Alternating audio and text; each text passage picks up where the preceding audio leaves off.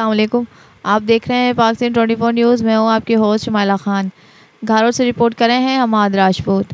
घारों में रईस अब्दुल गनी बघियाड़ की जानिब से अफ्तार पार्टी रखी गई, जिसमें हाजी अली हसन जरदारी, सादिक मेमन और यूसी धाबी जी के साबिक चेयरमैन फ़कीर नबी बख्श बलोच और पीपल्स पार्टी की क़यादत ने शिरकत की।